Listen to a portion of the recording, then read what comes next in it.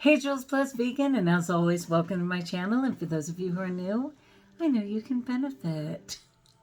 I always giggle when I have on makeup and I show up like this because it's nothing I can maintain. But I had another event, and I have a lot of events coming up for the next couple months. Who knows? I used to love makeup. Now vegan makeup for the win.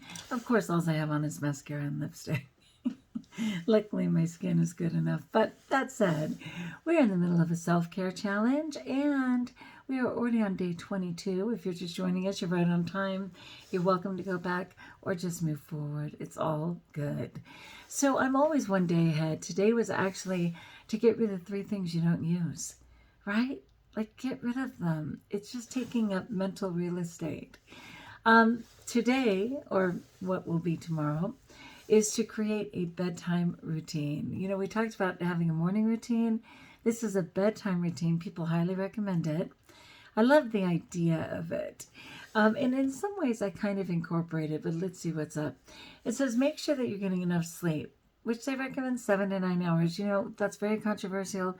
It varies per person, but it's fair enough to say anywhere around 7 is prudent. And that's not my story most of the time, but I'm open. I'm open to the idea. It says sleep is actually the best diet you can do. And part of that is because obviously if you're asleep, you're probably not eating. But at the same time, it just gives your body a chance to fully process and function and prepare for the next day. Smart, smart, smart. All right, it says customize a bedroom routine that will help you wind down and eliminate stress before bed. And I know that means turning off electronics. It really does. Some ways to promote healthy sleep habits include taking a warm bath, unplugging from screens 1 to 2 hours before bed, drinking herbal tea, and implementing even a little aromatherapy. Again, with my asthma, aromatherapy is a no. With my sexual abuse, about that was a no. I can certainly do herb tea, which I absolutely love. And shout out to Tanny Raw, who got me into the tea, which I just love. Let's see. Let's go with some healthy sleep habits. I know we've all heard them. It's probably worthy to hear it again. It's well established that sleep is essential to our physical and mental health, but despite its importance, a troubling percentage of people find themselves regularly deprived.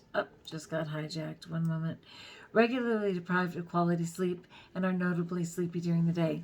I'm never sleepy during the day. Never, never, never. Praise God. For as little sleep as I get, I go in the other direction. I get exceptionally hyper and very giggly. Okay, to make these sleep hygiene improvements more approachable, many people trying to implement all these strategies, blah, blah, blah. Create a sleep-inducing bedroom. Again, all the blue lights, getting rid of them. Optimize your sleep schedule. How much time can you afford? I always say 7, and I get as close as I can. It just depends. Crafting a pre-bedtime routine, which is what we were talking about. Fostering pro-sleep habits during the day. A lot of people talk about a 20-minute power nap and how powerful that can be. I don't have time to go through this right now because it is late and I have been gone very long and I'm neglecting my family. But I will go ahead and include this in the description of the video. It talks about exactly what they just said. I'll go quickly on creating a sleep-inducing bedroom. Use high-performance mattress and pillow. Choose quality bedding. Avoid light disruption. Cultivate peace and quiet. Find an agreeable temperature. So important. They say cooler is actually better. And induce pleasant aromas. Optimizing your sleep schedule. The quote is, our human brain really does like routine. Keep as close as possible to the same bedtime 7 days a week. A lot of people are like, well, I could be up till midnight on the weekends and I can sleep until 10 a.m. They're like, keeping it as routine as possible is best. That's what the body clock expects. So for optimizing your sleep, set a fixed wake time. Budget time for sleep. Be careful with naps. That can really throw your body. Don't do any more than that power nap I talked about of 20 minutes because otherwise it puts you into the REM sleep. And adjust your schedule gradually. Half hour less, half hour less. Finally, crafting a bed routine. Let's see what this is. Wind down at least 30 minutes early. Lower the lights, disconnect from devices, ideally 1 to 2 hours early, and fostering pro-sleep habits during the day.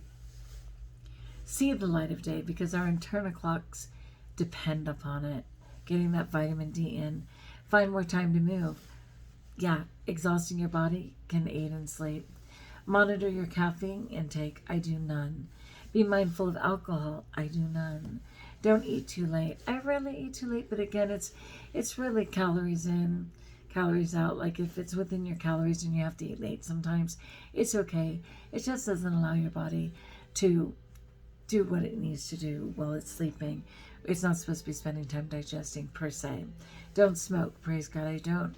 Reserve your bed for sleep and sex only, not for all the other activities. And if you can't fall asleep, try relaxation techniques.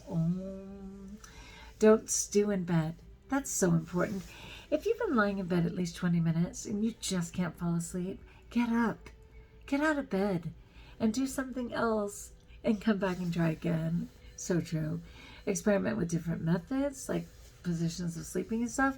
Keep a sleep diary if you need to, and even talk with a sleep doctor. Again, I will include this in the description of the videos. Thanks so much for stopping in to JBV. That's Jules Plus Vegan. And I will see you tomorrow for our next self-care challenge. People, are you going to focus on sleep? Let me know in the comments below. And until we talk again, best of all, know that you're blessed.